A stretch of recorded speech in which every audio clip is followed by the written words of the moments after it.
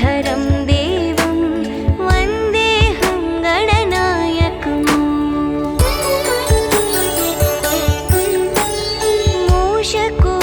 मूषकोत्तममारुह्य देवासुरमहाहवे योद्धुकामं महावीर्यं वन्देऽहं गणनायकम् यक्षकिन्निरगन्धर्वक्ष सिद्धविद्याधरैः सदा स्तूयमानं महाबाहुं वन्देऽहं गणनायकम् सर्वविघ्नहरं देवं सर्वविघ्नविवर्जितं सर्वसिद्धिप्रदातारं वन्देऽहं गणनायकम् गणाष्टकमिदं पुण्यं यः पठे सततं नरः सिद्ध्यन्ति सर्वकार्याणि विद्यावान् धनवान् भवेत्।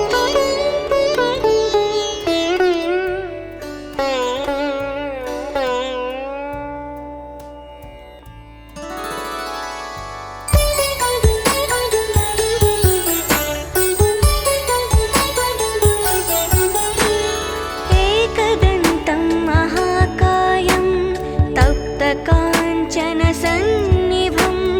लम्बोदरं विशालाक्षं वन्देऽहं गणनायकम् मौञ्जीकृष्णाजिनधरं नागयज्ञोपवीतिनं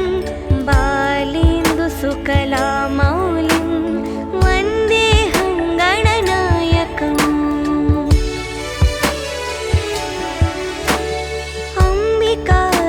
अम्बिकाहृदयानन्दं मातृभिः परिवेष्टितं भक्तिप्रियं मदोन्मत्तं वन्देऽहं गणनायकम् चित्ररत्नविचित्राङ्गं चित्रमालाविभूषितं चित्ररूपधरं देवं वन्देऽहं गणनायकम् गजवक्त्रं सुरश्रेष्ठं कर्णचामरभूषितं पाशाङ्कुशधरं देवं वन्देऽहं गणनायकम्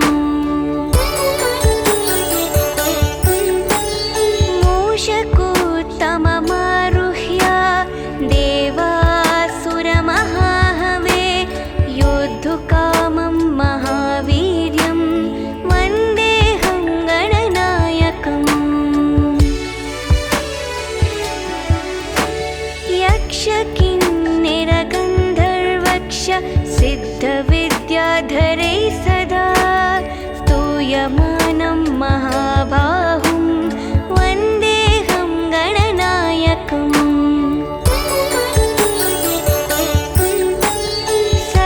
सर्वविघ्नहरं देवं सर्वविघ्नविवर्जितं सर्वसिद्धिप्रदातारं वन्देऽहं गणनायकम् गणाष्टकमिदं पुण्यं यः पठे सततं नरः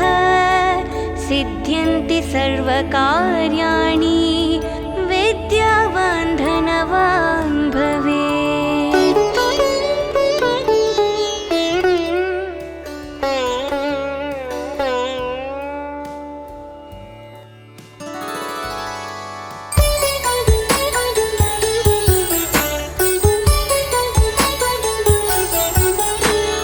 एकदन्तं महाकायं तप्तकाञ्चनसन्निभं लम्बोदरं विशालाक्षं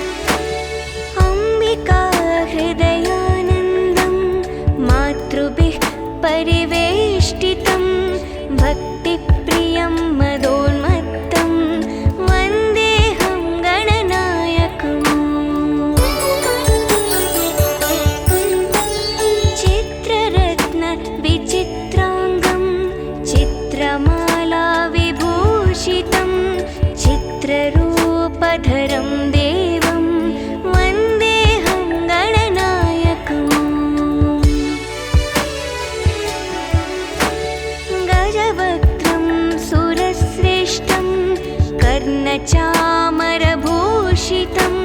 पाशाङ्कुशधरं देवं वन्देऽहं गणनायकम् मूषकोत्तममारुह्य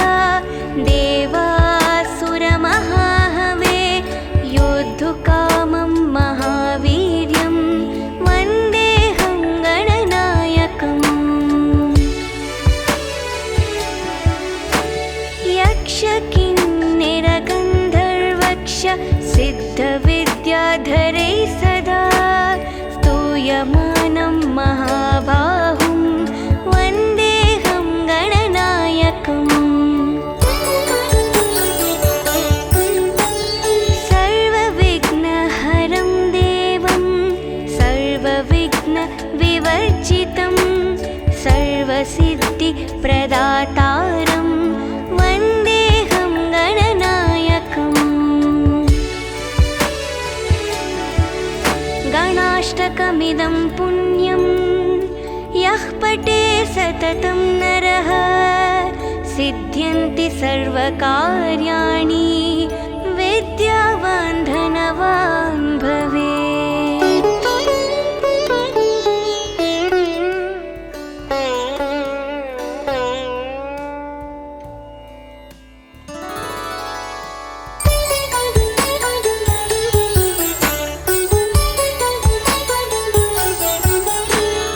एकदन्तं महाकायं तप्तकाञ्चनसन्निभं लम्बोदरं विशालाक्षं वन्देऽहं गणनायकम् मौञ्जीकृष्णाजिनधरं नागयज्ञोपवीतिनं बालेन्दुसुकलामौलिं वन्देऽहं गणनायकम् अम्बिकाहृदयानन्दं मातृभिः परिवेष्टितं भक्तिप्रियं मदोन्मत्तं वन्देऽहं गणनायकम् चित्ररत्नविचित्राङ्गं चित्रमालाविभूषितं चित्ररूपधरं देवं वन्देऽहं गणनायकम् गजवक्त्रं सुरश्रेष्ठं कर्णचामरभूषितं पाशाङ्कुशधरं देवं वन्देऽहं गणनायकम्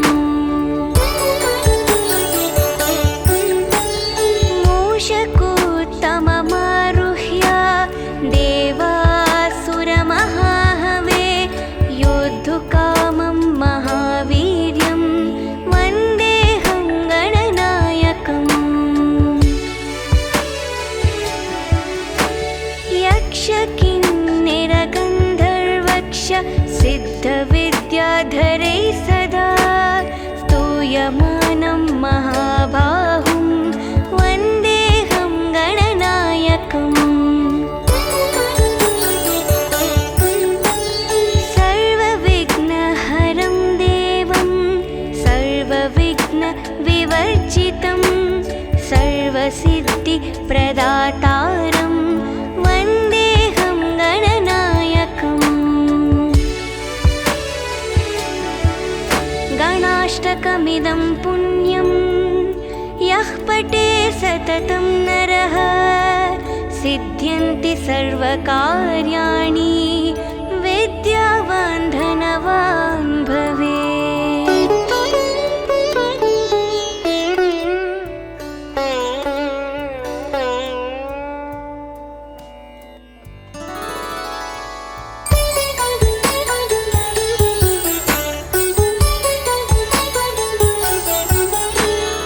एकदन्तं महाकायं तप्तकाञ्चनसन्निभं लम्बोदरं विशालाक्षं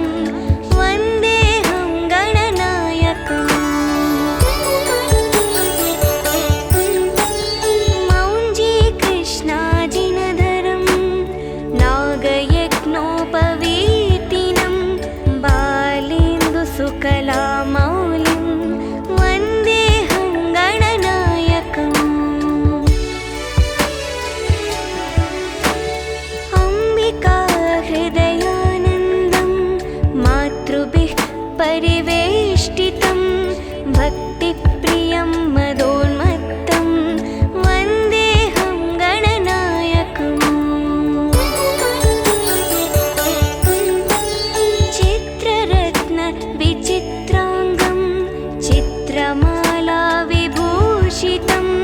चित्ररूपधरं देवं वन्देऽहं गणनायकम् गजवक्त्रं सुरश्रेष्ठं कर्णचामरभूषितं पाशाङ्कुशधरं देवं वन्देऽहं गणनायकम् मूषकोत्तममारुह्य देवासुरमहाहवे योद्धुकामं महावीर्यं वन्देऽहं गणनायकम् यक्षकिन्निरगन्धर्वक्ष सिद्धविद्याधरै सदा स्तूयमानं महाबाहुं वन्देऽहं गणनायकम् सर्वविघ्नहरं देवं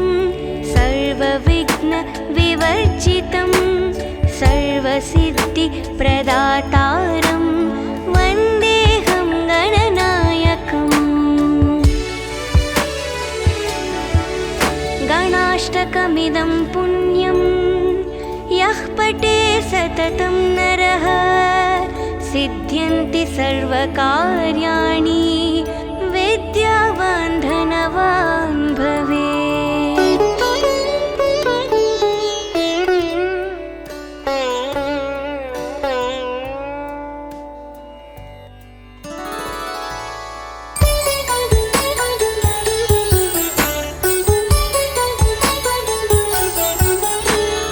एकदन्तं महाकायं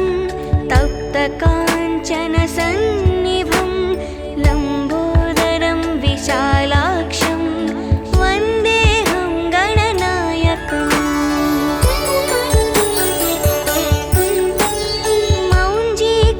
मौञ्जीकृष्णाजिनधरं नागयज्ञोपवीतिनं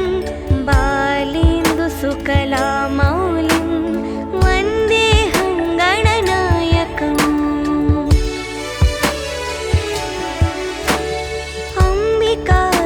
अम्बिकाहृदयानन्दं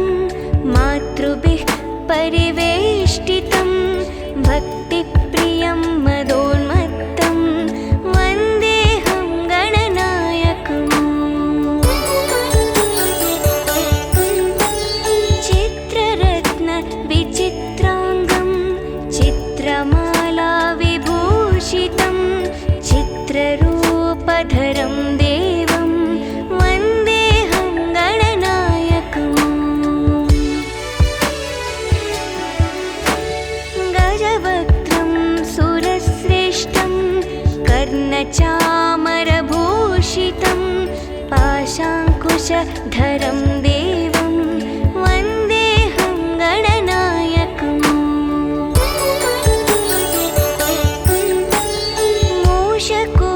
मूषकोत्तममारुह्य देवासुरमहाहवे योद्धुकामं महावीर्यं वन्देऽहं गणनायकम् यक्षकिन्निरगन्धर्वक्ष सिद्धविद्याधरै सदा स्तूयमानं महाबाहुं वन्देऽहं गणनायकम् सर्वविघ्नहरं देवं सर्वविघ्नविवर्जितं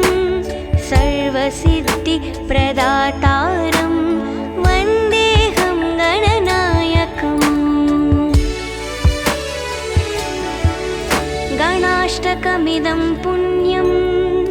यः पठे सततं नरः सिद्ध्यन्ति सर्वकार्याणि विद्यावान् धनवान् भवेत्।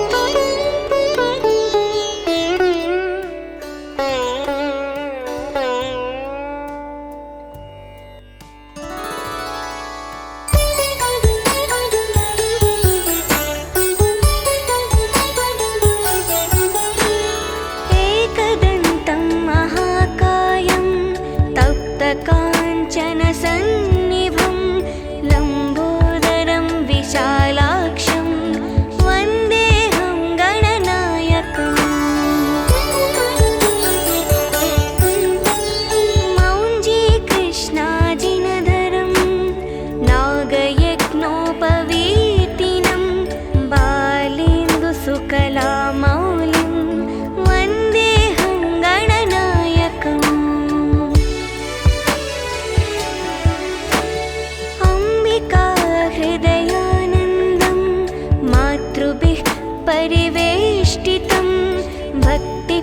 प्रियं मदोन्मत्तं वन्देऽहं गणनायकम् चित्ररत्न विचित्राङ्गं चित्रमाला विभूषितं चित्ररूपधरं देवं वन्देऽहं गणनायकम् गजवक्त्रं सुरश्रेष्ठं कर्णचामरभूषितं पाशाङ्कुशधरं देवं वन्देऽहं गणनायकम् मूषकोत्तममारुह्य देवासुरमहाहवे योद्धुकामं महावीर्यं वन्देऽहं गणनायकम् यक्षकिन्निरगन्धर्वक्ष सिद्धविद्याधरै सदा स्तूयमानं महाबाहुं वन्देऽहं गणनायकम् सर्वविघ्नहरं देवं सर्वविघ्नविवर्जितं सर्वसिद्धिप्रदातारं वन्देऽहं गणनायकम् गणाष्टकमिदं पुण्यं यः पठे सततं नरः सिद्ध्यन्ति सर्वकार्याणि विद्यावान् धनवान् भवेत्।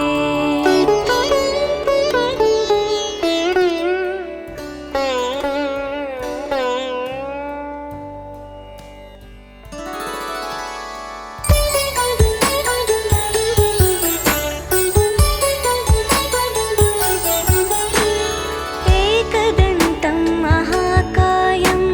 तप्तकाञ्चनसन्निभं लम्बोदरं विशालाक्षं वन्देऽहं गणनायकम् मौञ्जीकृष्णाजिनधरं नागयज्ञोपवीतिनं बालेन्दुसुकलामौलिं वन्देऽहं गणनायकम्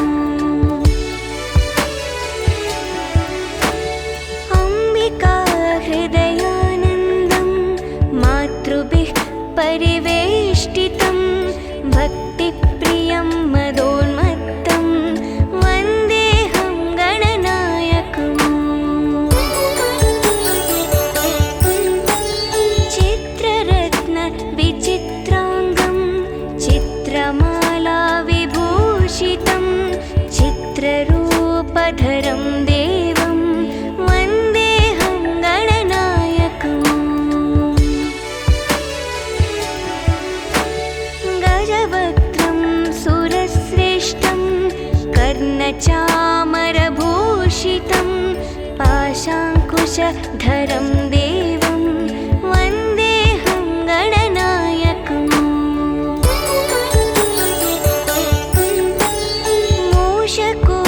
मूषकोत्तममारुह्य देवासुरमहाहवे योद्धुकामं महावीर्यं वन्देऽहं गणनायकम् यक्षकिन्निरगन्धर्वक्ष सिद्धविद्याधरै सदा स्तूयमानं महाबाहुं वन्देऽहं गणनायकम् सर्वविघ्नहरं देवं सर्वविघ्नविवर्जितं सर्वसिद्धिप्रदातारं वन्देऽहं गणनायकम् गणाष्टकमिदं पुण्यं यः पठे सततं नरः सिद्ध्यन्ति सर्वकार्याणि विद्यावान् धनवान् भवेत्।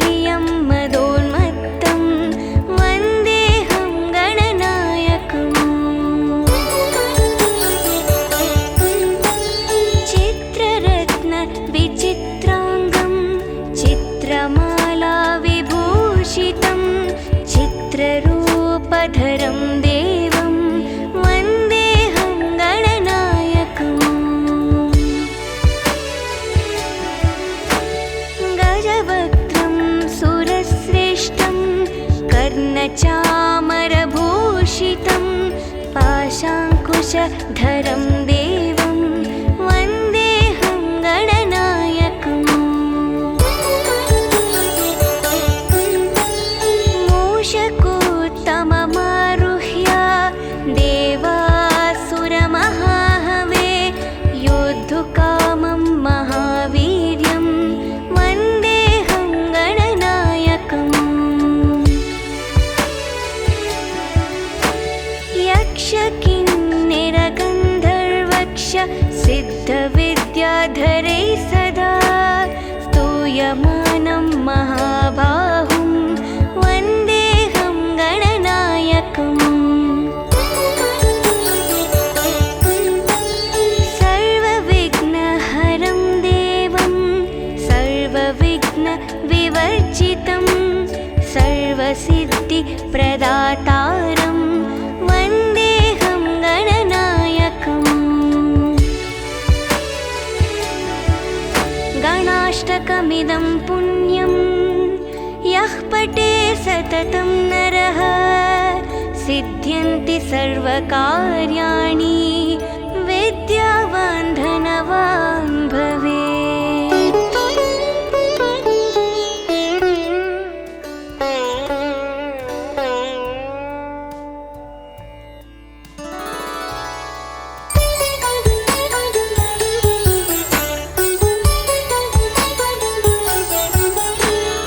एकदन्तं महाकायं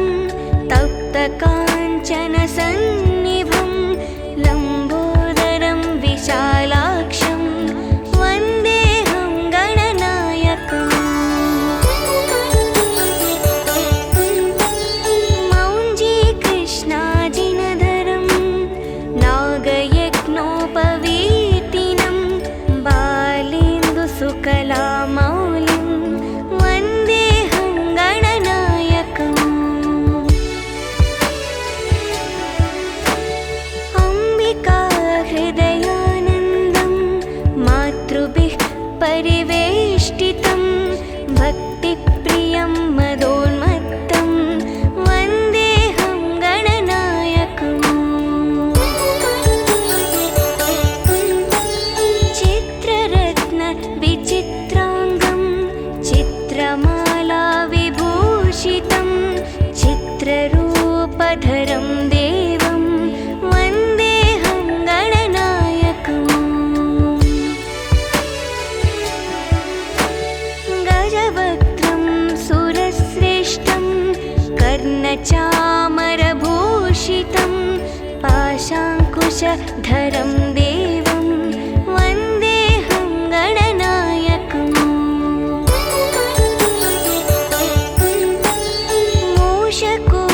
मूषकोत्तममारुह्य देवासुरमहाहवे योद्धुकामं महावीर्यं वन्देऽहं गणनायकम् यक्षकिन्निरगन्धर्वक्ष सिद्धविद्याधरैः सदा स्तूयमानं महाबाहुं वन्देऽहं गणनायकम् सर्वविघ्नहरं देवं सर्वविघ्नविवर्जितं सर्वसिद्धिप्रदातारं वन्देऽहं गणनायकम् गणाष्टकमिदं पुण्यं यः पठे सततं नरः सिद्ध्यन्ति सर्वकार्याणि विद्यावान् धनवान् भवेत्।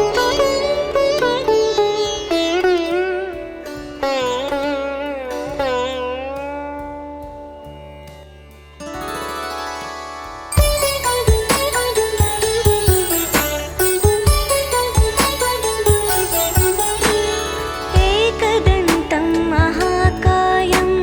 तप्तकाञ्चनसन्निभं लम्बोदरं विशालाक्षं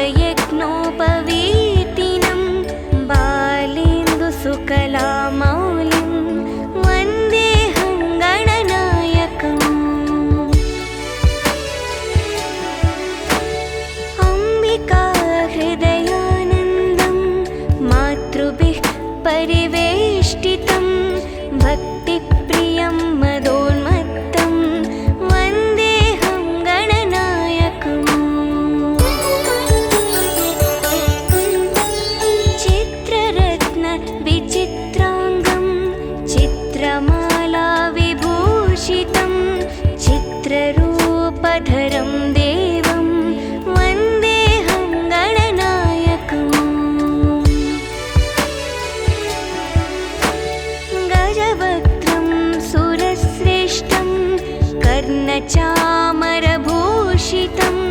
पाशाङ्कुशधरं देवं वन्देऽहं गणनायकम् मूषकोत्तममारुह्य देवासुरमहाहवे योद्धुकामं महावीर्यं वन्देऽहं गणनायकम् यक्षकिन्निरगन्धर्वक्ष सिद्धविद्याधरै सदा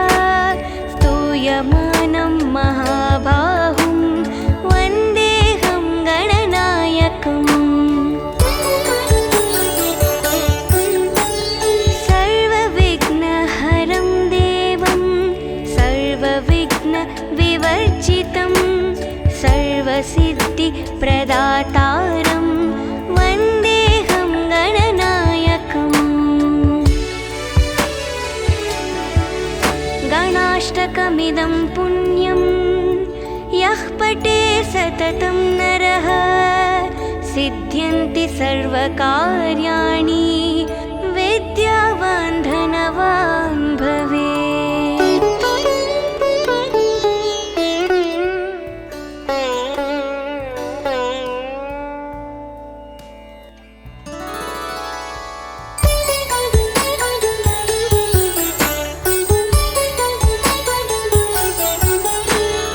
एकदन्तं महाकायं तप्तकाञ्चनसन्निभं लम्बोदरं विशालाक्षं वन्देऽहं गणनायकम् मौञ्जीकृष्णाजिनधरं नागयज्ञोपवीतिनं बालेन्दुसुकलामौलिं वन्देऽहं गणनायकम् अम्बिकाहृदयानन्दं मातृभिः परिवेष्टितं भक्तिप्रियं मदोन्मत्तं वन्देऽहं गणनायकम् चित्ररत्नविचित्राङ्गं चित्रमालाविभूषितं चित्ररूपधरं देवं वन्देऽहं गणनायकम् गजवक्त्रं सुरश्रेष्ठं कर्णचामरभूषितं पाशाङ्कुशधरं देवं वन्देऽहं गणनायकम्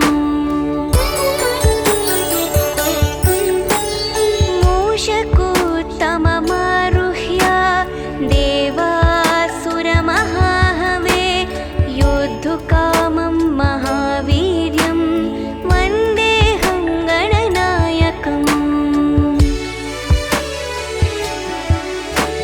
यक्षकिन्निरगन्धर्वक्ष सिद्धविद्याधरै सदा स्तूयमानं महाबाहुं वन्देऽहं गणनायकम् सर्वविघ्नहरं देवं सर्वविघ्नविवर्जितं सर्वसिद्धिप्रदातारं वन्देऽहं गणनायकम् गणाष्टकमिदं पुण्यं यः पठे सततं नरः सिद्ध्यन्ति सर्वकार्याणि विद्यावान् धनवान् भवेत्।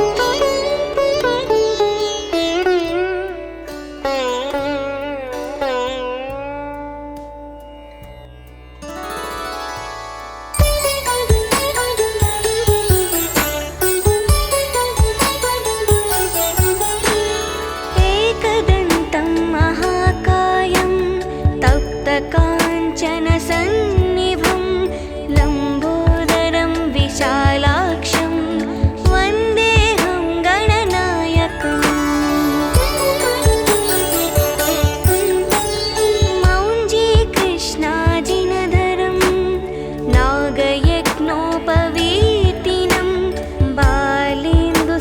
सकलामौलिं वन्देऽहं गणनायकम् अम्बिका हृदयानन्दं मातृभिः परिवेष्टितं भक्तिप्रियं मदोन्मत्तं वन्देऽहं गणनायकम् चित्ररत्नविचित्राङ्गं चित्रमाला विभूषितं चित्ररूपधरं देवं वन्देऽहं गणनायकम् गजवक्त्रं सुरश्रेष्ठं कर्णचामरभूषितं पाशाङ्कुशधरं देवं वन्देऽहं गणनायकम्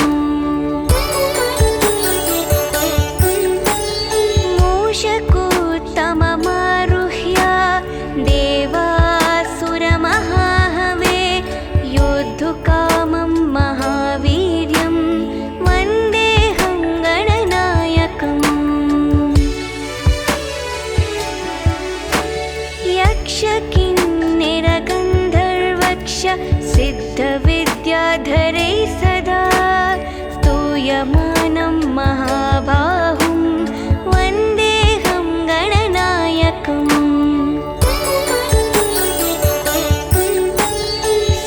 सर्वविघ्नहरं देवं सर्वविघ्नविवर्जितं सर्वसिद्धिप्रदातारं वन्देऽहं गणनायकम्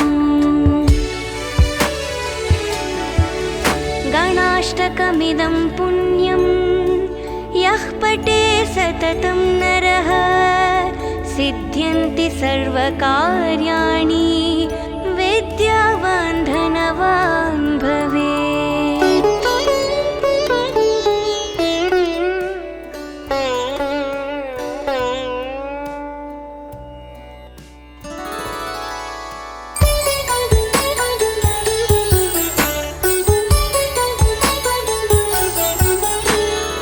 एकदन्तं महाकायं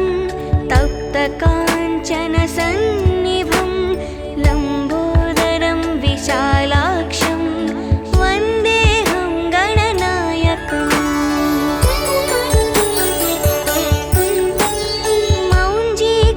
मौञ्जीकृष्णाजिनधरं नागयज्ञोपवीतिनं बालेन्दुसुकलामौलिं वन्देऽहं गणनायकम् अम्बिका हृदयानन्दं मातृभिः परिवेष्टितं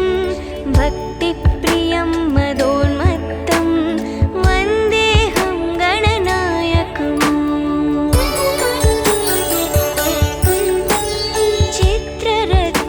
चित्ररत्नविचित्राङ्गं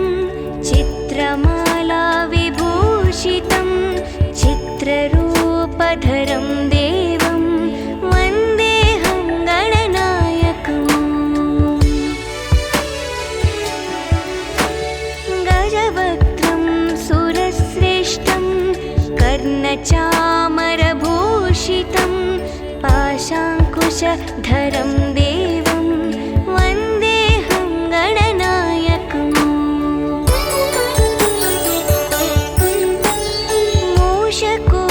मूषकोत्तममारुह्य देवासुरमहाहवे योद्धुकामं महावीर्यं वन्देऽहं गणनायकम् यक्षकिन्निरगन्धर्वक्ष सिद्धविद्याधरैः सदा स्तूयमानं महाबाहुं वन्देऽहं गणनायकम्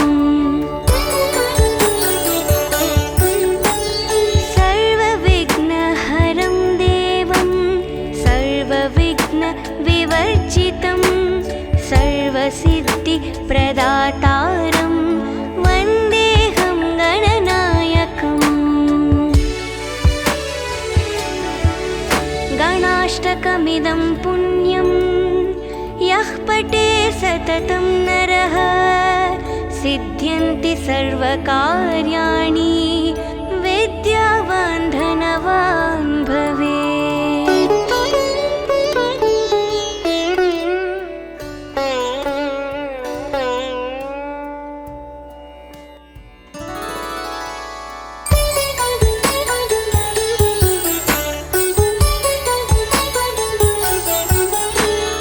एकदन्तं महाकायं तप्तकाञ्चनसन्निभं लम्बोदरं विशालाक्षं वन्देऽहं गणनायकम्। मौञ्जीकृष्णाजिनधरं नागयज्ञोपवीतिनं बालेन्दुसुकलामौलिं वन्देऽहं गणनायकम्।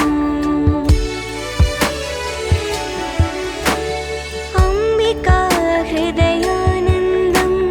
मातृभिः परिवेष्टितं भक्तिप्रियं मदोन्मत्तं वन्देऽहं गणनायकम्। चित्ररत्नविचित्राङ्गं चित्रमाला विभूषितं चित्ररूपधरं देवं वन्देऽहं गणनायकम्। गजवक्त्रं सुरश्रेष्ठं कर्णचामरभूषितं पाशाङ्कुशधरं देवं वन्देऽहं गणनायकम्। मूषकोत्तममारुह्य देवासुरमहाहवे योद्धुकामं महावीर्यं वन्देऽहं गणनायकम्। यक्षकिन्निरगन्धर्वक्ष सिद्धविद्याधरैः सदा स्तूयमानं महाबाहुं वन्देऽहं गणनायकम्। सर्वविघ्नहरं देवं सर्वविघ्नविवर्जितं सर्वसिद्धिप्रदातारं वन्देऽहं गणनायकम्। गणाष्टकमिदं पुण्यं यः पठे सततं नरः सिद्ध्यन्ति सर्वकार्याणि विद्यावान् धनवान् भवेत्।